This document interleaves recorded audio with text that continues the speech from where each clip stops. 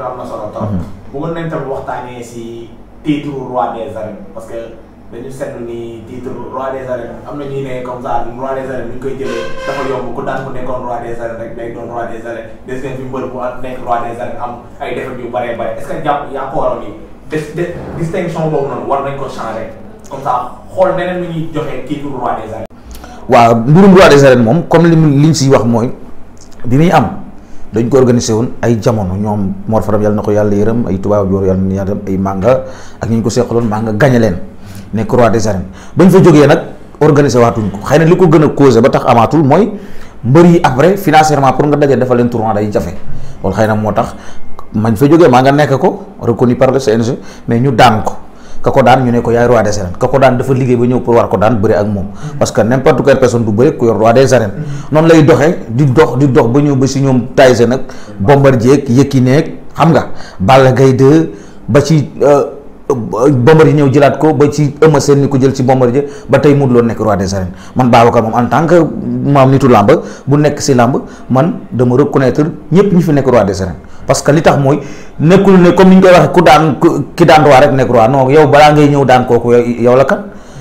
xam nga Yékini bi muy doon roi des arènes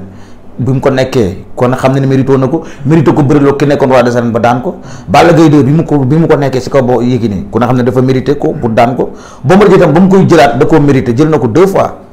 Eumeu Sène bi mu ko jël da koo mérité parce que dafa def ay résultats yu positif ba ñëw nekk roi des arènes nangu jël ko si Bombardier Modou Lo mi ko nekk actuellement itam daf ko mérité dafa liggéey ba nekk ci war ko ñëw jël si ko parce que liggéey moo ko fay indi du da ngay xëy rek nekk ko bëri bëgg bëri roi des arènes kenn xamul lu mu toll mais liggéey lay fay indi Ama Baldé dama yàlla def tey tamit mu war a bëri ak roi des arènes liggéey moo ko fi indi par rapport ak boo xoolee combat yi bi mu débuté carrière ak fi mu yegg si tey ak ni muy évoluer ak même buy daanoo sax ni muy daanoo ak ñi mu daan après ba ñëw tey war a bëri ak Modou Lo defe naa kon dama naan ki ko nekk ñi ko jotagoo nekk man Babacar ci sama gis-gisu bopp moom mérito nañ nekk roi des arènes pour man waaw des na nag yow mi ko doon après soo ko nekkee ban personnalité ngay amee ak nooy doxal ak nooy dégager pour mën ko gën a taaral mën ko gën a rafetal quoi loolu yow ci yow lay doon yow mi ko yor voilà. macha allah kon am na solo ñu waxtaan tamit tuuti dugg si écurie Fass Papa Sow seen problème ban jàngat nga am ci moom. waaw jàngat bi daal mooy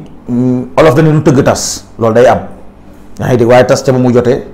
ànd boo gis itam danay neex wala danay naqari mais Papa Sow comme li Sénégalais yëpp xam moom doomu Fass la. parce que loolu lu ñu nangoo ci ay kilifaam ne nañ moom Fass la juddoo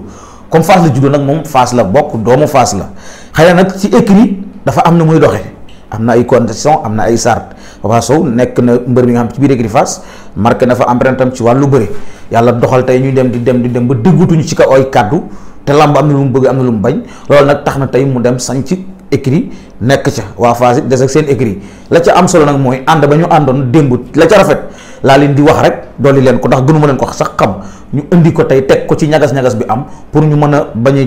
waxante ci ñagas-ñagas boobu mais ñu fàttali ko leen boole woon ci lu rafet su ko defee li ci des dana rafet problème du am Papa Sow sañ ci écurie am continuer waa Fass continuer te Fass boo xoolee la plupart écurie yu bëri ngay gis tey bëri na ñoo xam ne fa la ñu juddoo bëri na ci écurie yi ñi ngay seet ci làmb ñu ne la jaaruñu Fass bëriwuñu kon loolu defe naa ne mooy sport mooy Sénégal mais liñ ciy bañ rek mooy waxante lu ñaaw wala defante ko parce que du ko jar ndax tey rapport Papa Sow li mu def ci carrière am ci làmb ci biir écurie Fass mënatu koo def ci fenn kon nag li ci des mooy mu rafet waa Fass itam ñoo xam ne Papa Sow seen doom la bu ko defee mbir yi rafet te ñu leen di wóor di leen xelal tamit ñu leen gën di indi ci côté bu positif bi loolu dafay am solo trop ndax problème boo ko fekkee mu ñëw nga war caa am kaddu war caa wax bul nettali li passé woon tey indi xuloo waxal li nga xam ne ni rek mooy positif pour ñu ko dégg ñëpp mën ko jariñoo